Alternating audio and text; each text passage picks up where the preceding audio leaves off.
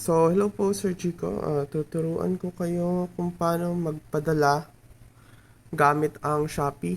So, bale, pupunta po kayo sa Shopee. Tapos, pagkapunta nyo dito sa Shopee, may makikita kayong My Shop. Pero pag hindi nyo pa po na-set up yung shop nyo dito sa Shopee, bale, ang lalabas dito sa may upper left corner is start selling instead na My Shop. Pero ganito po yan, pag pinindot nyo tong My Shop, bale, ang gagawin nyo, ah, mag-add new products po muna kayo. Tapos, eto, pipicturan ko dito kung etong item na to na ipapadala ko sa inyo kunwari. So, pipindutin ko yung use photo. After nyan, lalagyan ko siya ng product name.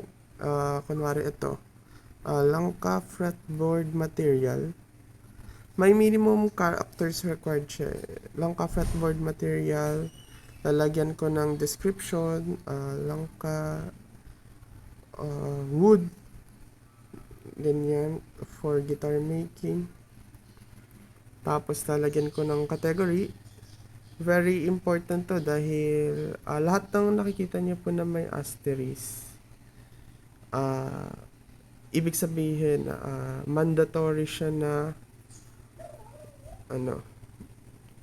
mandatory siya na parameter. Kaya ganun. So, kunwari ito. Ang pinili kong category ay home living, tapos gardening, garden decoration. Ayun. So, lalagyan ko na siya ng mga ito, brand. Siyempre, no brand.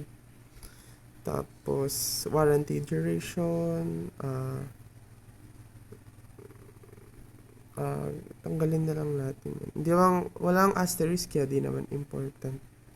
So, variation, di rin naman siya important. Magsaset tayo ng price.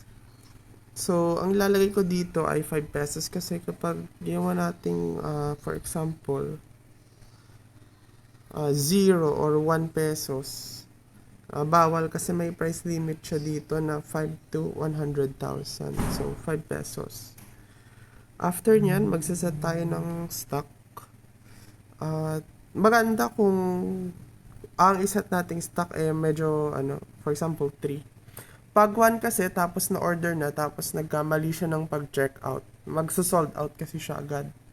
So, mas maganda may allowance tayo na stock instead na yung 1 lang. Tapos, shipping fee, lalagay natin yung weight. For example, yung ipapadala ko sa inyo ay 5 kilos. Tapos, ang width niya ay 20 cm, ang length ay 60 cm, ang height ay 20 cm din. Tapos, ito importante itong price ng standard local. For example, enough ko tong I will cover the shipping fee na box. Lalabas yung ganyan. Ibig sabihin, sa end nyo, ito yung magiging price on top of the price ng item. Pag pinindot ko to, wala po kayong babayarang shipping fee. Ako magbabayad nun. Bale. Sa akin siya i-charge ni Shopee. So, ayun. Since okay na, mag-set na ako ng condition, use condition, tapos pipindutin ko tong publish. Pag na-publish na, pupunta ako dito sa my products. Tapos, ayun. Nandito na yung ipapadala ko sa inyo. Ito. Kung mapapansin nyo, ayan.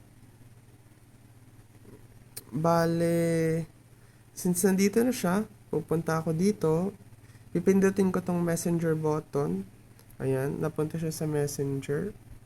Tapos, ayan, sasabihin ko sa sinendan ko ng link, orderin na niya. Tapos pag umorder niya, nakita niyo naman na po yun. Ayun na. Lalabas siya dito sa my sales, tas to ship. Ayan. Kung mapapansin nyo, nandito siya. Bale, pag inano nyo to, kapag nandyan na siya, makikita nyo na yung, ayan, view pick up details, ganyan, ganyan, ganyan. Tapos, ayun. Pwede kayong pumili. Make sure na eto, nandito yung tracking number, nandyan yung pickup address, tapos pipili kayo ng pickup date. Ganyan po. So, bale, ayun.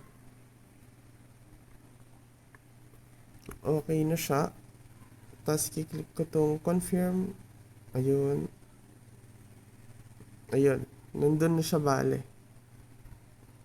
Tapos, ayun na. Pag na-order na niya, lalabas na siya doon.